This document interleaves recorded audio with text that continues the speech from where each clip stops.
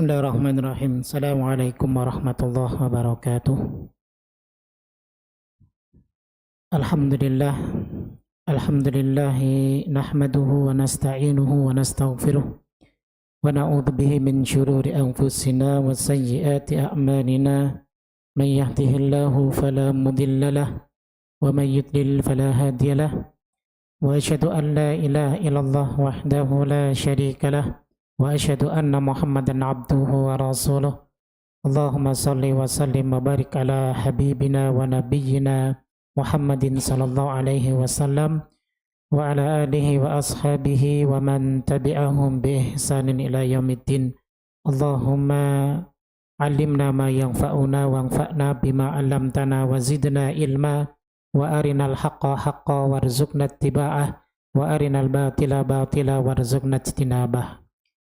Hadirin jamaah sekalian rahimakumullah, alhamdulillah, pertama kita panjatkan syukur kita kepada Allah Subhanahu wa taala atas nikmat karunia, hidayah dan inayahnya, sehingga pada kesempatan kali ini kita telah melaksanakan kewajiban kita, yaitu sholat subuh secara berjamaah, kemudian kita lanjutkan dengan bermajelis ilmu.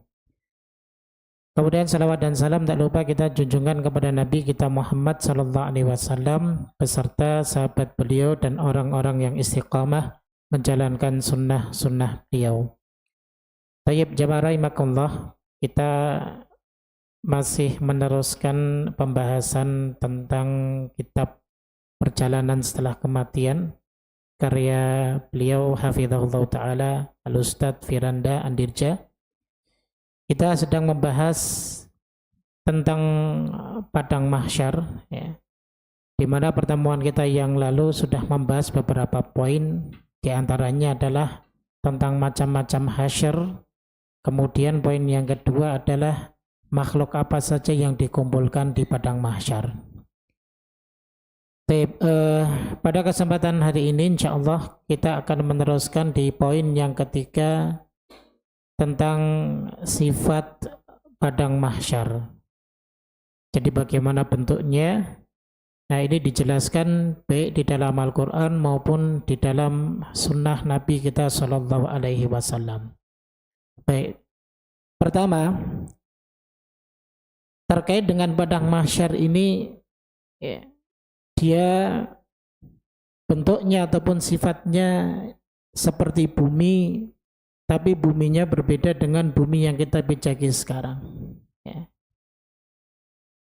Karena di sini para ulama ada perbedaan pandangan tentang mensikapi bumi yang dimaksud, sebagaimana di dalam firman Allah di surat Ibrahim ayat yang ke-48. Allah Subhanahu wa taala berfirman, makasih Pak. Yauma tubadalul ardu ghairal ardi was samawatu wa baruzu lillahil wahidil qahhar. Yang artinya adalah yaitu pada hari ketika bumi diganti dengan bumi yang lain, dan demikian pula langit. Dan mereka manusia berkumpul di padang mahsyar menghadap Allah yang Maha Esa lagi Maha Perkasa. Tayyib jamaah rahimakumullah. Nah, di dalam ayat ini, ya, para ulama berbeda pendapat tentang apa yang dimaksud dengan bumi yang diganti dengan bumi yang lain. Sebagaimana khilaf ini juga disebutkan oleh Al-Imam Ibnul Jauzi dalam tafsir beliau Zadul Ma'asir. Beliau menyebutkan ada beberapa pendapat tentang makna bumi yang diganti dengan bumi yang lain. Pendapat pertama yang dimaksud adalah bumi yang telah dimodifikasi. Artinya buminya tetap bumi yang kita pijaki sekarang, tapi dimodifikasi, ditambah dan dikurangi, sehingga diubah menjadi mahsyar seperti itu, ataupun padang mahsyar. Nah, pendapat yang pertama ini disebutkan oleh sahabat Ibnu Abbas radhiyallahu taala anhuma. Kemudian beliau Ibnu Jauzi juga menyebutkan pendapat yang lain, pendapat yang kedua, Yang dimaksud dengan bumi yang diganti dengan bumi yang lain di sini adalah bahwa bumi ini benar-benar diganti dengan bumi yang lain. Jadi bukan bumi yang kita pijaki sekarang, tapi memang bumi yang Allah Subhanahu wa taala khususkan kelak nanti setelah manusia dibangkitkan oleh Allah Subhanahu wa taala dan mereka dikumpulkan di tempat tersebut. Namun di sini yang menjadi beberapa para ulama berbeda pandangan itu tentang bagaimana sifat buminya pada saat itu. Nah, ini sangat banyak sekali ya, di antaranya adalah salah satu pendapat dari Ibnu Mas'ud radhiyallahu anhu, kemudian juga Al-Imam Mujahid rahimahullahu taala, mereka mengatakan bahwa diganti dengan bumi yang baru ya, sifatnya bumi itu putih seperti perak, yang dimana bumi itu memang tidak pernah ditumpahkan darah di atasnya dan tidak pernah dilakukan kemaksiatan di atasnya.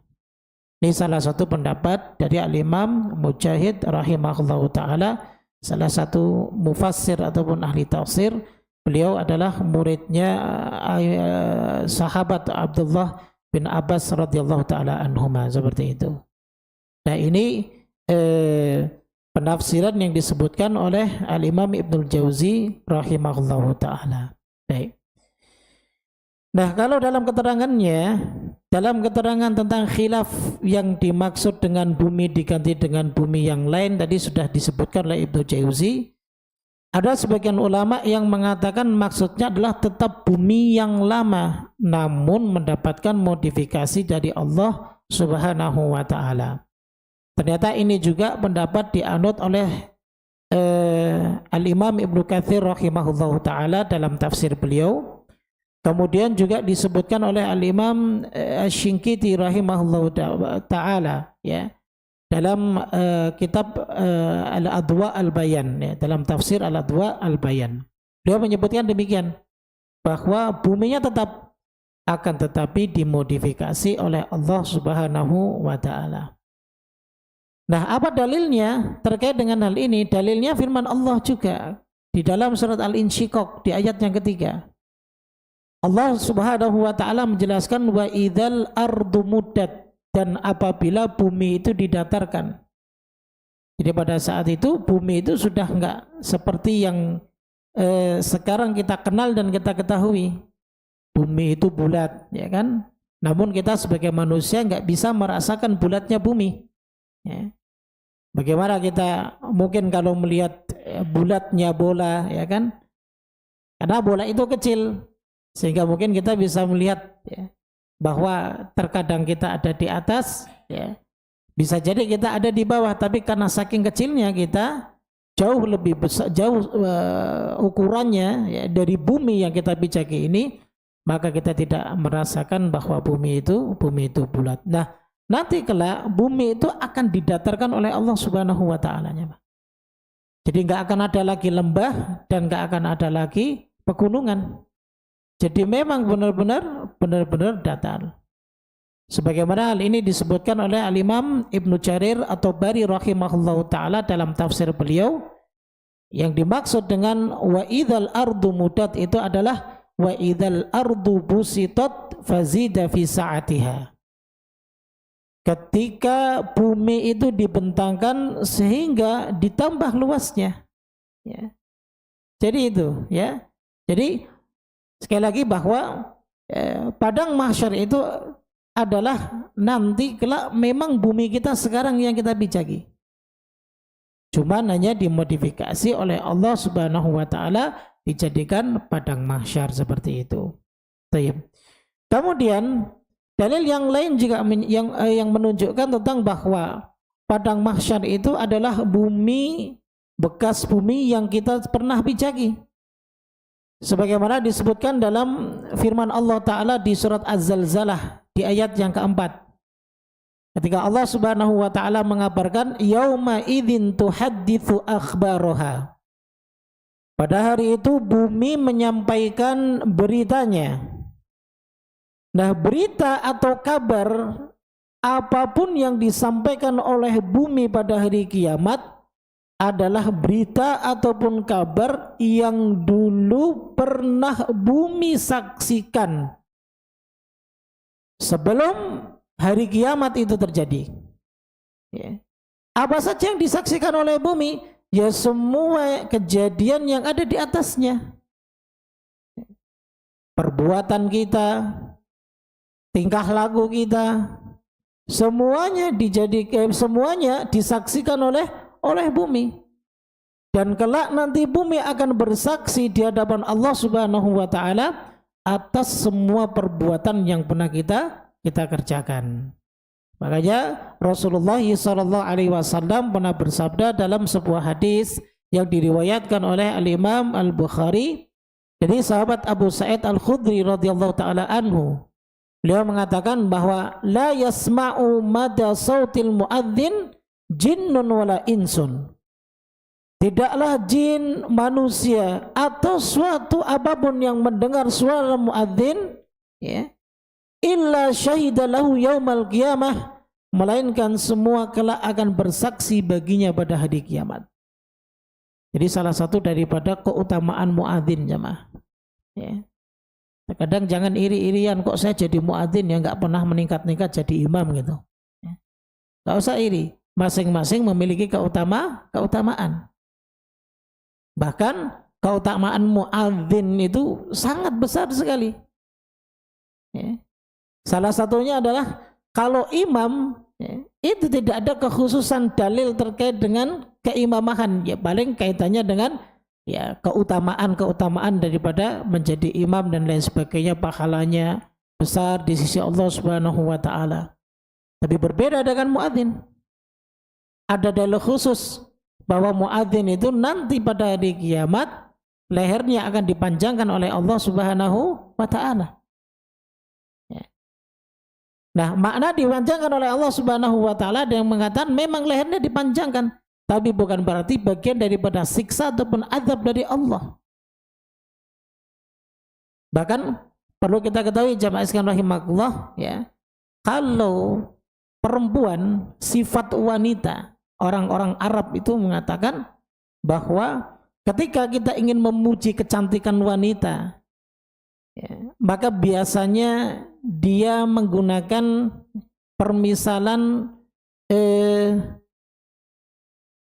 lehernya itu panjang, ya. Permisalan lehernya panjang. Bahkan ada yang mengatakan bahwa semakin panjang leher wanita maka dia semakin mahal kalau kata orang Arab. Makanya dulu ada penyair yang mengatakan fulanatun ba'idatun mahwal qutri. Ada seorang wanita yang ba'idatun mahwal qutri. Jadi lehernya itu panjang. Jadi semakin panjang semakin mahal, semakin cantik. Jadi seperti itu. Ya. Artinya ada ciri khas sendiri. Sehingga orang-orang Arab dulu, ya, kalau dia punya anak perempuan, ya, yang lehernya agak panjang, ya, maka harganya mahal. Artinya kalau mau dinikahi mas kawinnya gede, ya, sangat besar kan. Ya. Tapi memang kalau di Arab itu kalau pernikahan itu harus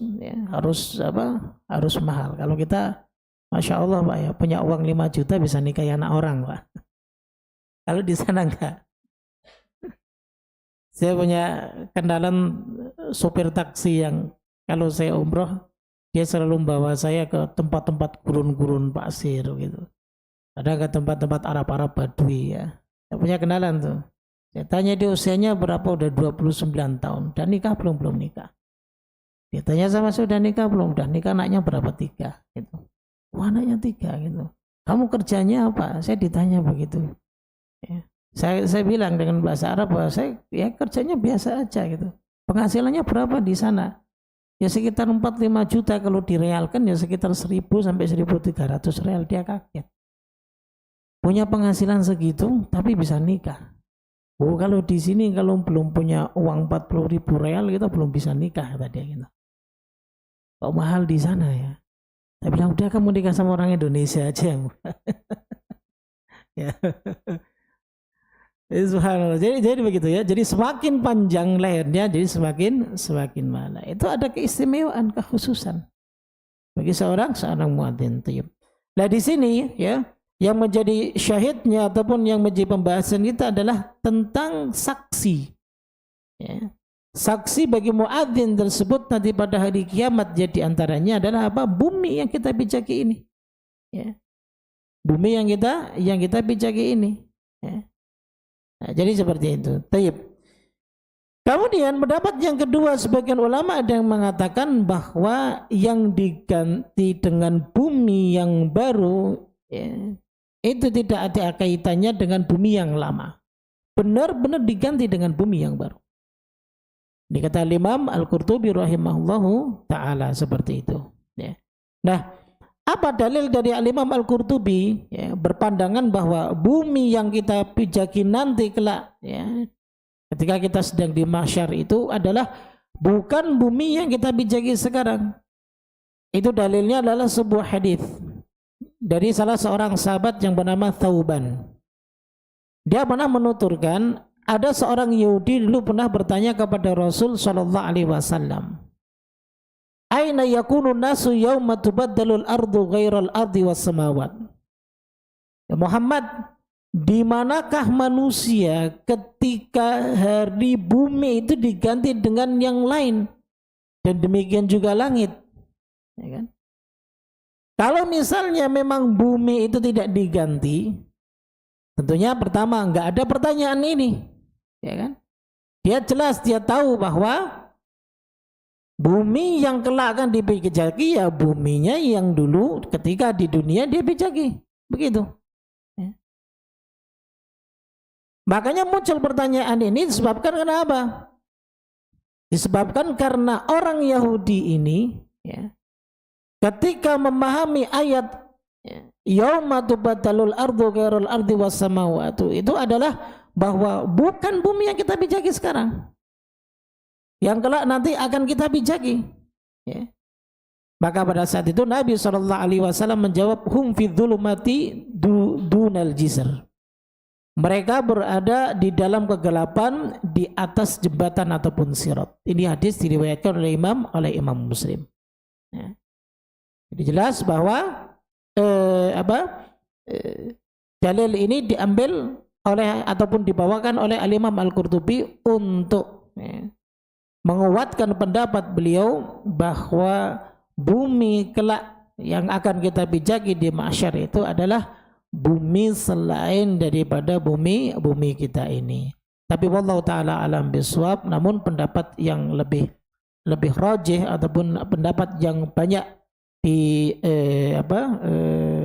disampaikan oleh para ulama adalah bahwa bumi kelak yang akan kita pijaki itu adalah bumi kita sekarang ini, namun banyak sekali modifikasi yang Allah Subhanahu wa taala rubah dari bumi kita pada asal sebelumnya, seperti itu. Nah, itu ya, itu pendapat yang paling rajih dan yang paling kuat. Wallahu taala alam bisawab. Itu yang pertama. Kemudian jemaah sekalian rahimakumullah, yang kedua adalah tentang proses perubahan bumi menjadi padang mahsyar. Nah, ternyata ada prosesnya sebagaimana dituntun disebutkan dalam dalil-dalil yang ada. Pertama, ya, prosesnya adalah bumi itu mengeluarkan isi perutnya. Nah, ini sebagaimana yang disebutkan di dalam Al-Quran surat Az-Zalzalah, mulai dari ayat 1 hingga ayat yang kedua. Allah Subhanahu wa taala berfirman, "Idza zulzilatil ardu zilzalaha." Yang artinya adalah apabila bumi diguncangkan dengan guncangan yang dahsyat, kemudian wa akhrajatil ardu athqalaha, dan bumi itu mengeluarkan beban-beban yang berat yang dikandungnya. Jadi di dalamnya itu semua keluar. Ya. Kemudian juga dalam surat Al-Insyiqaq ayat yang keempat, Allah juga menjelaskan wa alqat ma fiha wa takhallat. Yang artinya adalah dan bumi itu memuntahkan apa yang ada di dalamnya sehingga dalamnya menjadi kosong. Jadi tidak ada dalil yang menyebutkan bahwa bumi itu hancur berkeping-keping. Cuman banyak sekali dalil yang menyebutkan tentang langit. Langit itu dibelah, langit itu dilipat, ya enggak? Langit itu runtuh dan yang lain sebagainya. Namun kalau bumi ya, dijelaskan dalam banyak ayat ya, hanya penyebutan bumi itu ya, mengeluarkan isinya bumi itu, tapi tidak dikatakan bahwa bumi itu hancur berkeping-keping, tidak. Yang hancur berkeping-keping itu adalah gunung ya. Ketika Allah angkat semua gunung, lalu kemudian Allah terbangkan dan kemudian Allah benturkan gunung satu dengan gunung yang lainnya, itu menjadi hancur sehancur-hancurnya. Nah, jadi itu ya. Tapi kalau bicara masalah bumi, Allah menyebutkan hanya beberapa kerusakan yang itu nanti akan menjadi modifikasi yang Allah Subhanahu wa taala nanti akan jadikan itu menjadi dataran yang sangat luas. Ya. Yang sudah enggak ada lagi gunung dan enggak ada lagi lembah begitu. Nah, itu pertama. Kemudian yang kedua, bumi didatarkan. Ya. Jadi seperti dalam surat An-Insyiqaq sudah disebutkan wa idzal ardu muddat, dan apabila bumi itu didatarkan. Nah, bagaimana proses mendatarkan bumi tersebut? Di antaranya adalah Allah Subhanahu wa taala menarik gunung-gunung lalu kemudian menghancurkannya. Prosesnya seperti itu. Allah tarik gunung-gunung lalu kemudian Allah benturkan gunung satu dengan gunung yang lainnya sehingga gunung itu menjadi hancur. Nah, ini beberapa proses perubahan bumi yang menjadi padang mahsyar, dikumpulkannya semua makhluk Allah Subhanahu wa taala. Dan hal ini pun disebutkan oleh Al-Imam Ibnu Katsir rahimahullahu taala dalam tafsirnya. Beliau mengatakan wa hiya hadhihi ala ghairi sifatil ma'lufa al-ma'rufa. Kata beliau, bumi yang baru inilah adalah bumi yang hanya saja sifat-sifatnya tidak seperti sifat bumi kita yang sekarang. Tapi bumi kita ini.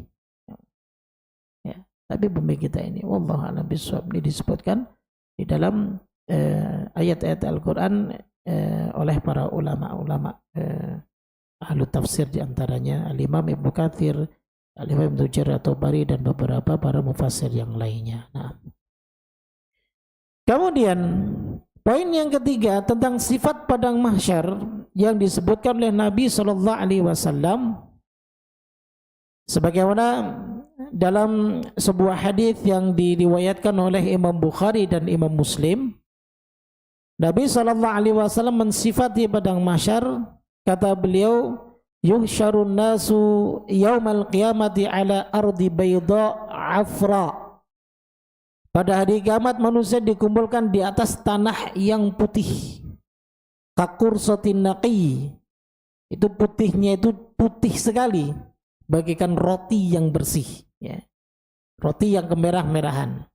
Laisa fiha ma'lamun li ahadin, di sana tidak ada satu tanda pun. Artinya tidak ada satu tanda pun yang enggak ada jalan, kan? Kalau kita kan ada jalan sebagai tanda, kan? Misal dari Krukut ke sini kan ada jalannya, tandanya. Nah, seperti itu, ya. Atau tanda jalan ada nama jalannya, oh jalan ini, jalan itu. Ya. Jadi kalau kabur dari tempat itu mungkin ya, bisa seperti itu. Ya. Atau mungkin ada rumah-rumah, ya. Gak ada rumah, jangankan rumah, gunung, lembah itu semua sudah hilang. Ya. Dan bahkan tidak ada pohon lagi pada saat itu. Dan kita gak bisa bernaung, ya, dari pohon yang ketika kita di dunia sekarang rindang di tengah teriknya matahari sehingga membuat kita nyaman. Kalau nanti kelak tidak ada naungan tersebut kecuali naungan yang akan Allah Subhanahu wa taala berikan kepada orang-orang yang beriman.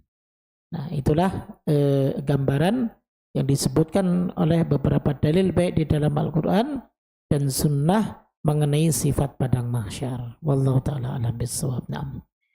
Kemudian jelaskan rahimahullah. Sekarang kita masuk ke poin yang keempat tentang proses hasyr, yaitu proses pengumpulan. Nah, ada beberapa tahapan dalam proses terjadinya al-hasyr ataupun pengumpulan. Jadi prosesnya itu sampai nanti semua manusia dikumpulkan. Bahkan jin pun nanti semua dikumpulkan. Bahkan binatang-binatang pun semua nanti dikumpulkan. Itu pertama adalah yang pertama kali dibangkitkan kelak adalah Nabi kita Muhammad Sallallahu Alaihi Wasallam. Jadi kalau semua sudah hancur, kemudian Allah sudah sediakan bumi yang bukan seperti bumi kita sekarang, ya. Artinya sifatnya saja tapi tetap asalnya dari bumi kita sekarang. Lalu kemudian yang pertama kali dibangkitkan adalah Nabi kita Muhammad sallallahu alaihi wasallam. Hal ini berdasarkan sabda beliau sallallahu alaihi wasallam yang diriwayatkan oleh Imam Muslim. Kata beliau, "Ana sayyidu waladi Adam yaumal qiyamah." Aku adalah pemimpin anak cucu Adam pada hari kiamat kelak. Wa awwalu man yanshaqqu anhul qabr. Dan juga aku adalah orang yang pertama kali keluar dari kuburan. Wa awwalu syafi'in wa awwalu musyaffa. Dan aku adalah orang yang paling dahulu memberi syafaat, dan aku adalah orang yang paling dahulu dibenarkan memberikan syafaat. Ya. Jadi ini pengakuan Nabi Shallallahu Alaihi Wasallam bahwa yang pertama kali kelak dibangkitkan adalah beliau Shallallahu Alaihi Wasallam, seperti itu. Ya. Baik, kemudian setelah itu, ya, setelah Nabi Shallallahu Alaihi Wasallam dibangkitkan, lalu kemudian, ya, makhluk-makhluk ataupun hamba-hamba Allah Subhanahu Wa Taala yang lain kemudian dibangkitkan oleh Allah Subhanahu Wa Taala. Baik, kemudian setelah manusia semua dibangkitkan, maka manusia dikumpulkan dalam kondisi telanjang dan semua belum disunat. Semua tidak punya alas kaki. Yang sekarang kadang kalau kita membeli alas kaki yang harganya mungkin lebih mahal dari baju yang kita kenakan. Itu dulu punya, kalau orang Jawa bilang bule, punya bule, ya, sama om. Ya. Kalau panggilannya kita dulu bule sama om. Ya, ya paman sama bibi lah.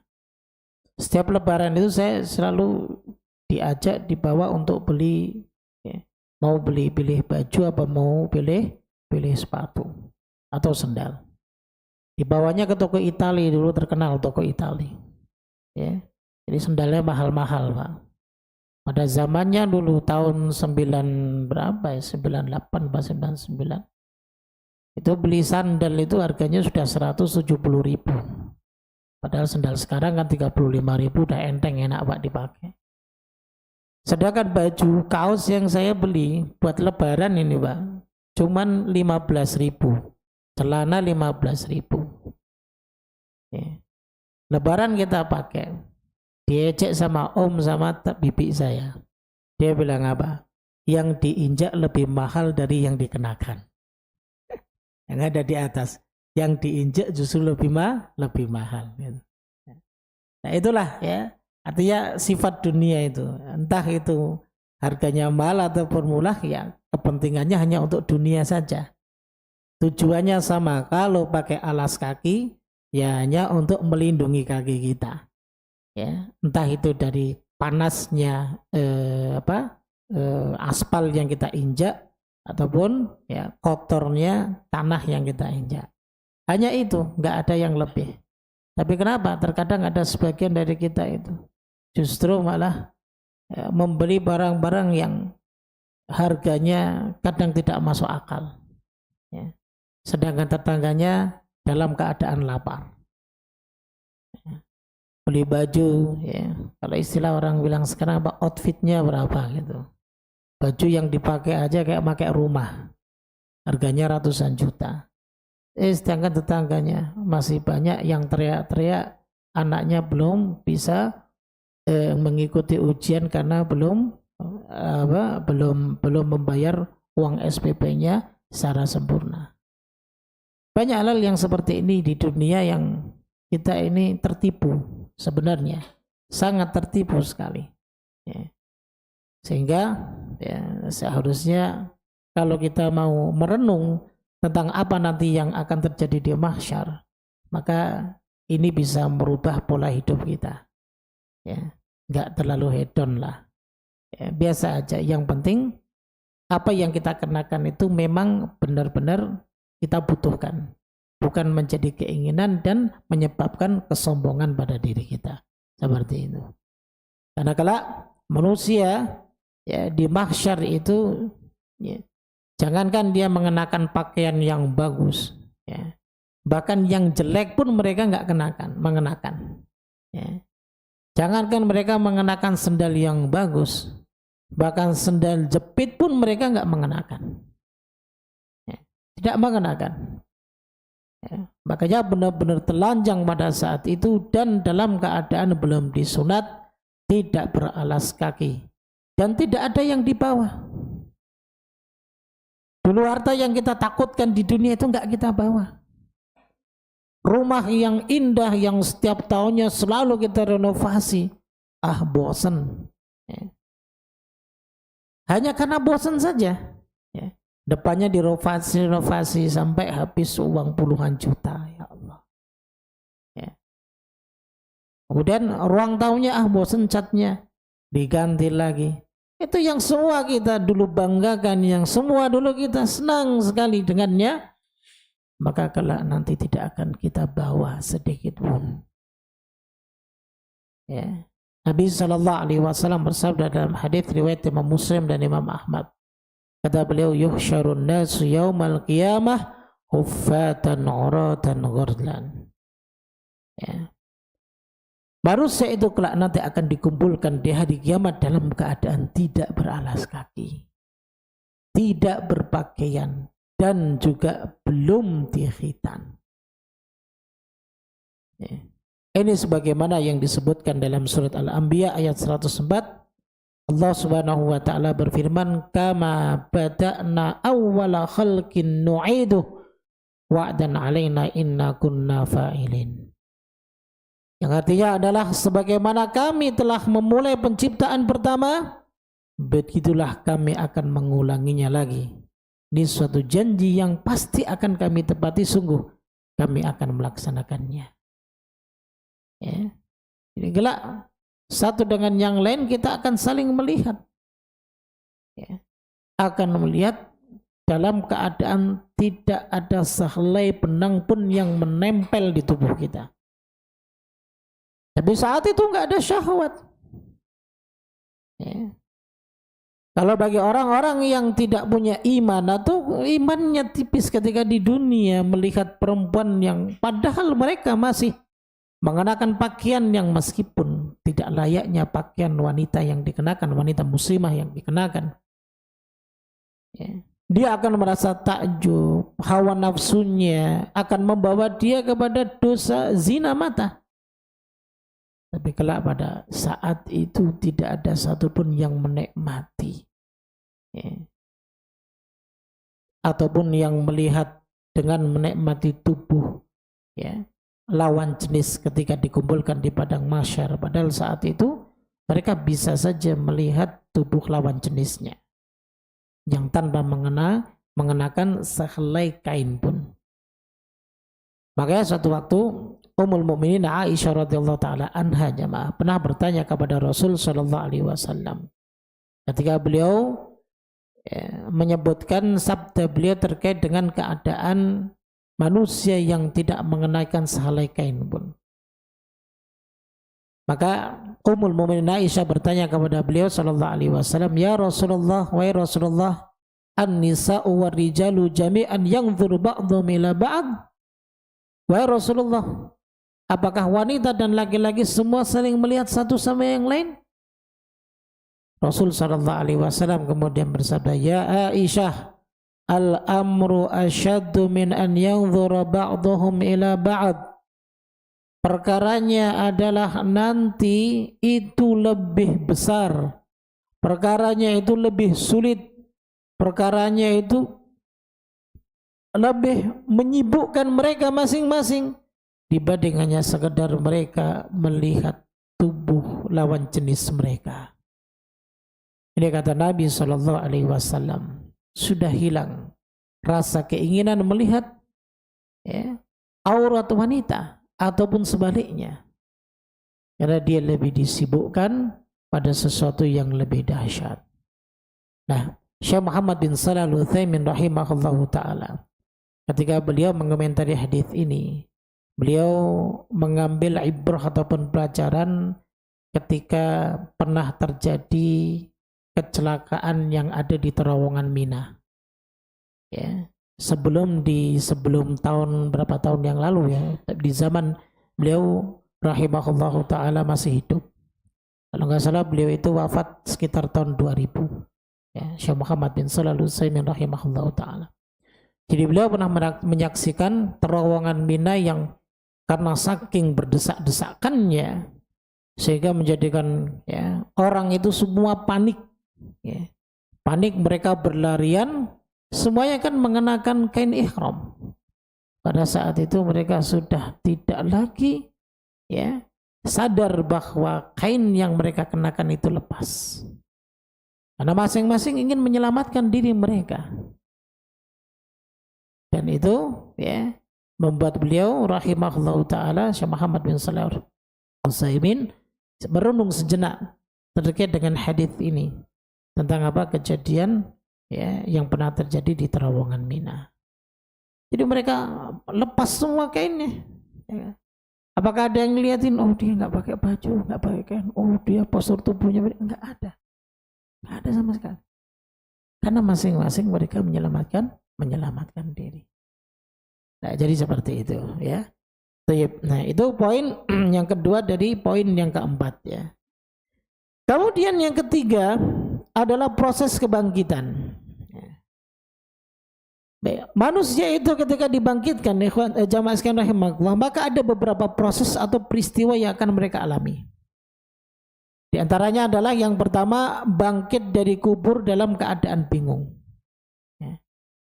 Jadi mereka kebingungan. Sebab kenapa? Ya salah satunya adalah mereka akan kaget di mana mereka berada.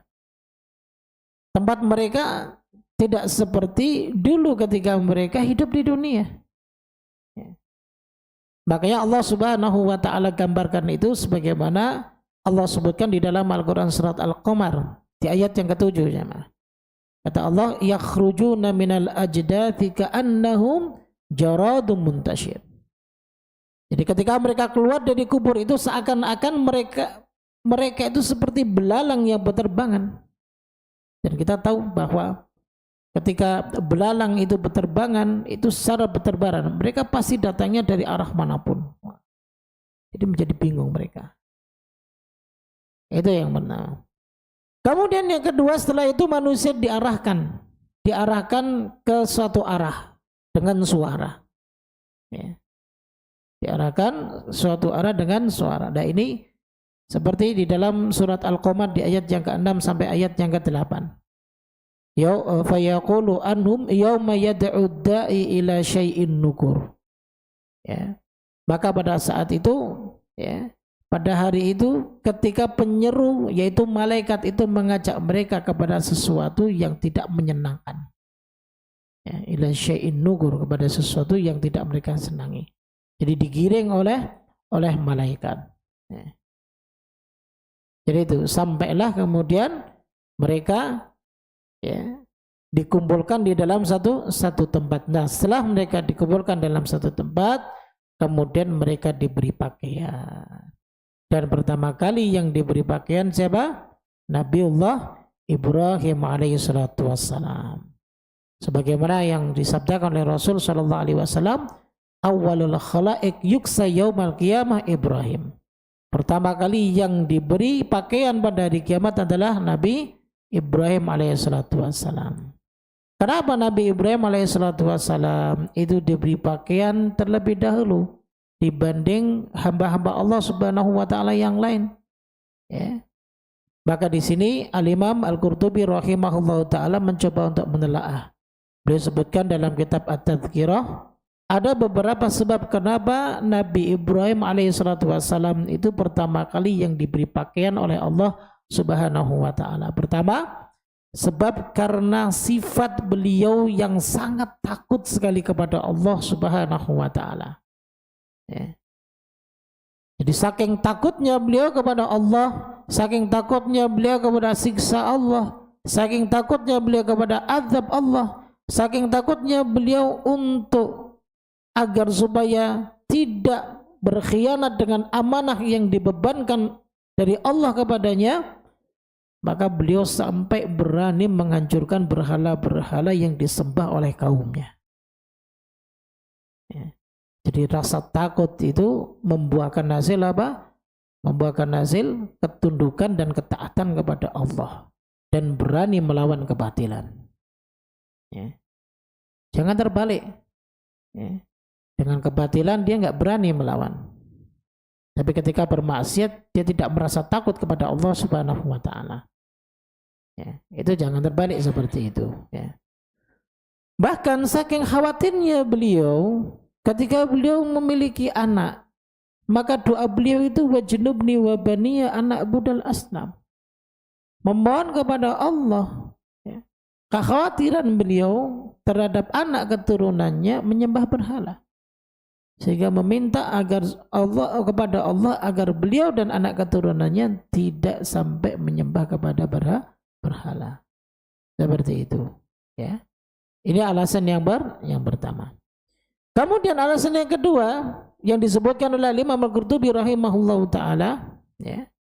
Beliau menyebutkan juga bahwa Nabi Ibrahim alaihissalatu wassalam kenapa diberi pakaian, maka untuk memberikan penghormatan kepada beliau maka beliau diberikan pakaian terlebih dahulu dibanding makhluk Allah Subhanahu wa taala yang lainnya.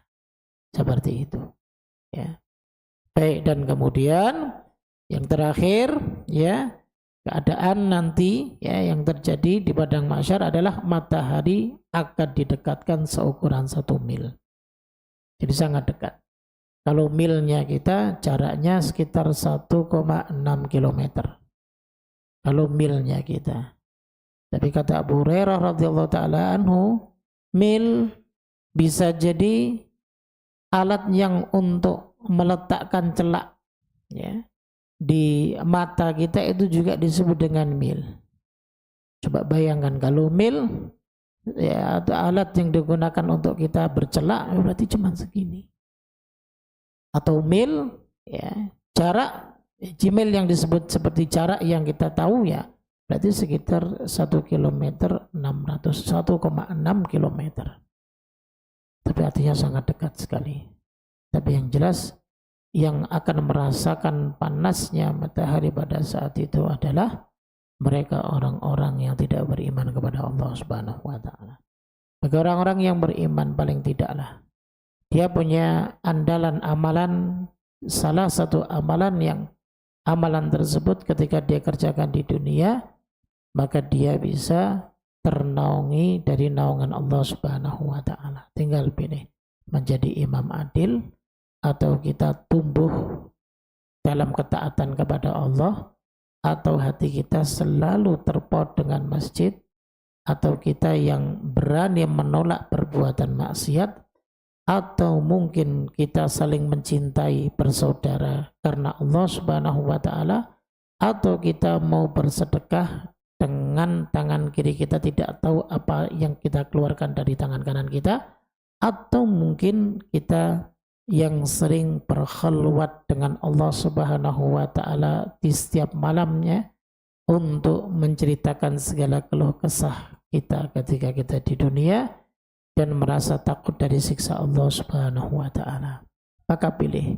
Tujuh-tujuhnya kalau sifat ini ada pada kita, insya Allah Allah akan berikan naungan kelak pada hari kiamat dan kita tidak akan merasa kepanasan dari sinar matahari yang nanti Allah ciptakan khusus untuk membakar nanti orang-orang kafir ketika baru di padang mahsyar.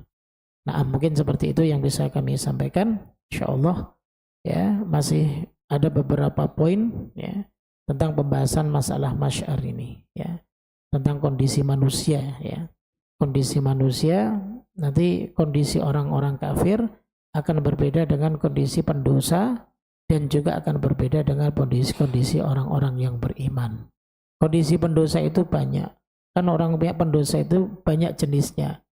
Nah, kita akan jelaskan sesuai dengan dalil-dalil yang disebutkan baik di dalam Al-Quran maupun Sunnah Nabi Sallallahu Alaihi Wasallam. Ya, diantaranya adalah kondisi mereka yang punya istri 2. Nah, itu nanti dijelaskan. Bagaimana keadaannya, ya, biar pada mikir, ya, mau poligami, Pak. Sabar. Wallahu a'lam bishawab. Ada yang udah ditanyakan, silakan. Silakan, Pak. Assalamualaikum warahmatullahi wabarakatuh. Waalaikumsalam. Ini kaitannya menjelang sebelum kiamat, Ustadz. Jadi saya pernah mendengar riwayat atau ceramahnya seorang Ustadz terkait sebelum kiamat turunnya Dajjal. Maka Dajjal itu selama sekian waktu itu dia berkeliling ke seluruh dunia ini mempengaruhi orang-orang sehingga hampir semua orang yang melihatnya itu tertarik dan menjadi pengikutnya sehingga kita menjadi musyrik kecuali dalilnya itu orang yang membaca surat Al-Kahfi lah gitu ya kira-kira. Nah, saya mau nanyakan kebenaran dalil itu. Yang kedua, ketika orang-orang tersebut menjadi kafir, menjadi musyrik, pengikut Dajjal dan telah terjadi kiamat, apakah orang-orang yang juga mereka juga hanya dipengaruhi oleh sihirnya Dajjal tadi menjadi kafir dan menjadi masuk neraka? Itu Ustadz yang saya tanyakan. Mungkin itu saja. Terima kasih. Assalamualaikum warahmatullahi wabarakatuh. Waalaikumsalam warahmatullahi wabarakatuh. Baik. Terkait dengan salah satu tanda besar dari kiamat adalah kan turunnya Dajjal. Sebagaimana yang dijelaskan oleh Nabi Shallallahu Alaihi Wasallam dalam beberapa dalil yang ada. Nah, kemudian apa yang dilakukan Dajjal? Ya, yang dilakukan Dajjal selama hidup kurang lebih di dunia ini 40 hari. Maka dia akan membuat fitnah. Dia akan mengelilingi bumi. Nah, yang jadi pertanyaan, sehebat itukah Dajjal hingga mengelilingi bumi? Iya, sehebat itu. Makanya kenapa Dajjal itu disebut juga Al-Masih. Al-Masih ad-Dajjal. Yang dimaksud Al-Masih di sini sebagian ulama menyebutkan yang dimaksud Al-Masih ini adalah alladzi yamsahul arda. Ya, yamsahul arda itu yang menyapu bumi. Jadi larinya Dajjal itu sangat cepat sebagai diterangkan keterangannya dalam beberapa hadis. Nabi menjelaskan larinya Dajjal itu seperti hujan yang dihembuskan angin. Sangat kencang, luar biasa. Makanya tidak menutup kemungkinan ya, semua tempat-tempat itu akan dikunjungi oleh Dajjal. Jadi seperti itu. Makanya semua para nabi dan rasul ya, pasti mereka memperingatkan tentang fitnahnya Dajjal. Pasti. Jadi tidak ada satu nabi dan rasul pun yang memerintahkan untuk kalau ketemu Dajjal ajak perang aja, ya, ataupun ajak berkelahi saja begitu, enggak. Tapi Nabi perintahkan untuk lari sejauh-jauhnya, begitu. Nah, bagaimana mereka yang ketika bertemu dengan Dajjal, maka bagi mereka yang imannya lemah, maka mereka akan ikutin Dajjal. Karena pengikut Dajjal itu diantaranya ini, mohon maaf, paling banyak dari kalangan wanita. Ya, hati-hati. Ya. Kemudian dari bangsa Yahudi. Kemudian juga diantaranya adalah dari bangsa Syiah. Mereka itu kelak nanti akan menjadi pengikutnya Dajjal. Ya tentunya orang-orang kafir juga. Jadi begitu. Adapun orang-orang mukmin yang ketika mereka benar-benar berjumpa dengan Dajjal, ya maka mereka akan sebagaimana keterangan dalam sebuah hadis akan diberi ujian, akan diberi fitnah oleh Dajjal. Mau memilih sungai atau mau memilih api. Jadi begitu. Jadi kalau salah milih, ya pastinya salah milih bagi yang tidak beriman. Ya. Tapi bagi mereka yang beriman, hatta mereka sampai dibunuh oleh Dajjal itu mereka berani. Ya. Jadi begitu, Pak. Ya. Jadi keadaannya kelak demikianlah.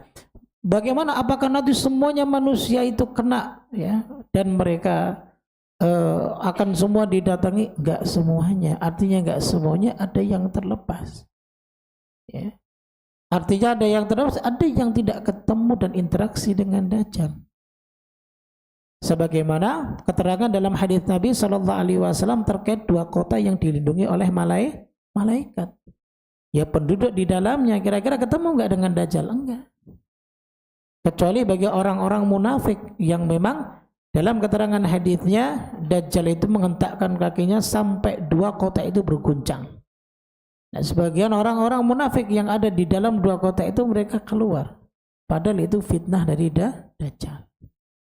Tapi orang-orang yang ada di dalamnya mereka masih beriman, dan sebagian orang-orang yang lainnya yang mereka terlepas dari fitnahnya Dajjal, yang kelak mereka nanti akan berjumpa dengan Nabi Isa, kemudian dikomandai oleh Imam Mahdi.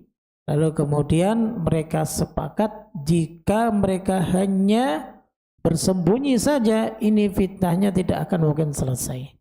Tapi sekali lagi ini sudah sunnatullah, karena diceritakan oleh Rasulullah SAW, sehingga mereka sepakat bahwa mereka akan melawan Dajjal. Pada saat itulah Allah turunkan Nabi Isa alaihi salatu wassalam. Dengan dibantu Nabiullah Isa yang pada saat itu Nabi Isa tidak membawa syariat yang dulu beliau bawa, atau Nabi Isa tidak membawa syariat yang baru lagi, tapi Nabi Isa tetap mengikuti syariatnya Rasulullah SAW. Makanya ketika Nabi Isa alaihissalam itu turun di Damaskus yang berada di suatu masjid, di mana pada saat itu sholat subuh, maka Nabi Isa mengikuti sholat subuh, akan tetapi Nabi Isa tidak mau menjadi imam bagi kaum muslimin pada saat itu. Sepakat mereka kaum muslimin akhirnya mencari Dajjal, ketemulah mereka di Babul Lud, lalu kemudian mereka berperang. Setiap kali Dajjal melihat Nabi Isa meleleh seperti melelehnya lilin. Ya, setiap kali bertemu Nabi Isa meleleh hingga akhirnya Dajjal itu ditusuk dengan pedangnya Nabi Isa alaihissalam, maka Dajjal itu meninggal. Artinya masih ada orang-orang yang beriman pada saat itu, Pak. Kemudian orang-orang yang beriman itu hidup beberapa zaman lagi sampai akhirnya Nabi Isa alaihissalam itu meninggal.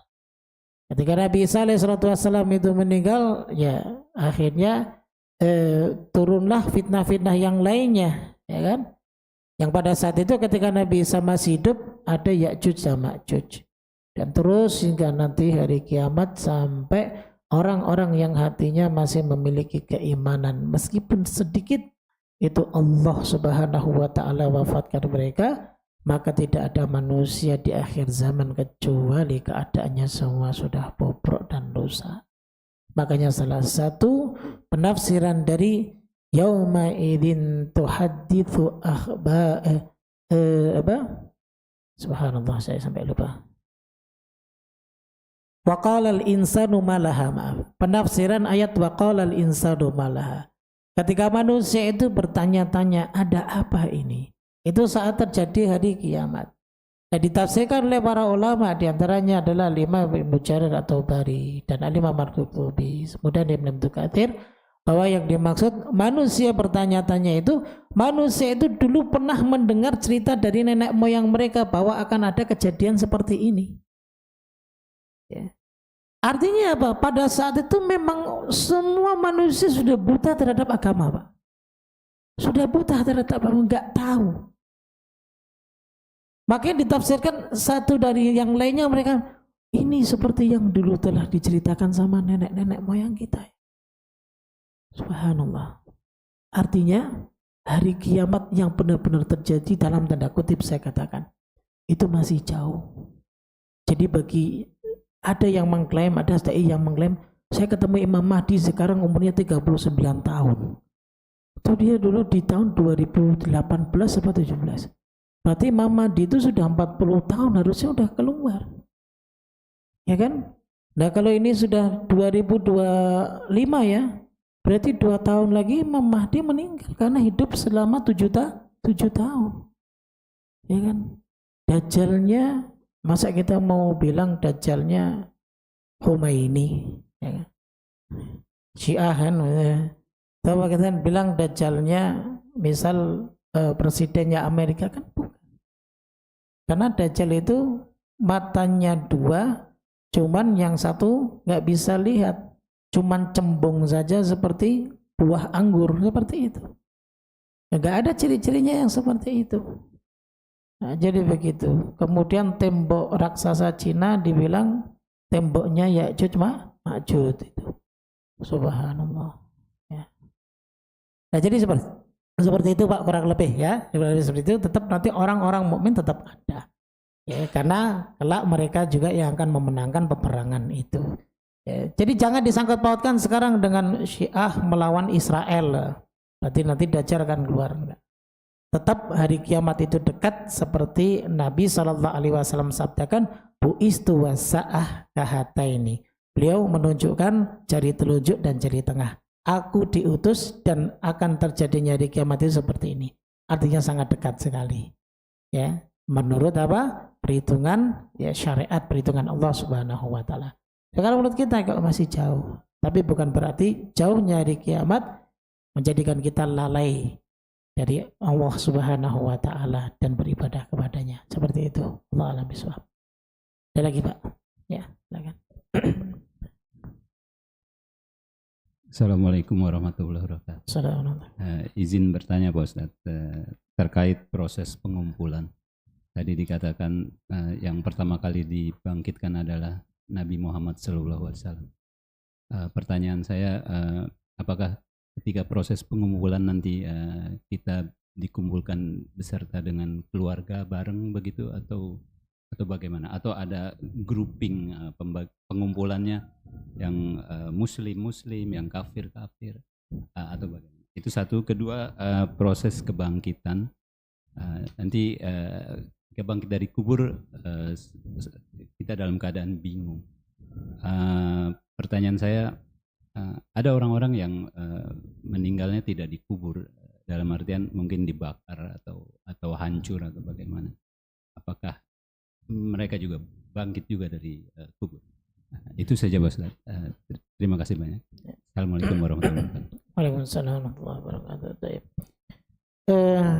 Mengenai pertanyaan tadi yang sampai lupa ya, yang pertama itu tentang pengumpulan ya. Apakah kita ketika dikumpulkan itu nanti bersama keluarganya ataupun iya, kita dikumpulkan berbeda-beda sesuai dengan amal kita. Orang kafir dikumpulkan dengan orang kafir, orang mujrim dikumpulkan dengan orang mujrim, pelaku ini dikumpulkan dengan pelaku ini, dan yang lain sebagainya ya. Jadi dikumpulkan dengan keadaan sesuai dengan amal yang dulu dia kerjakan di dunia.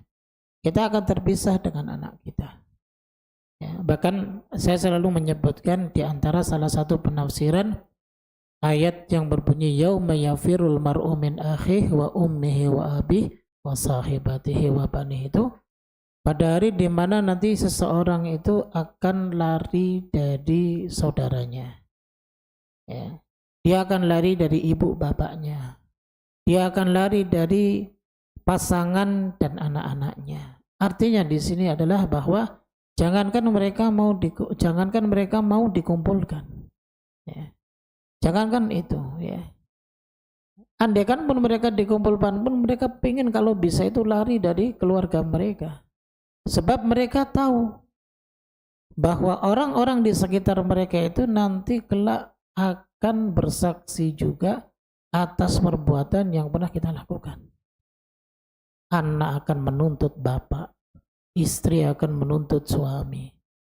Kemudian ya, bapak juga nanti bisa ya mengelak menuntut anaknya. Semua masing-masing dari kita.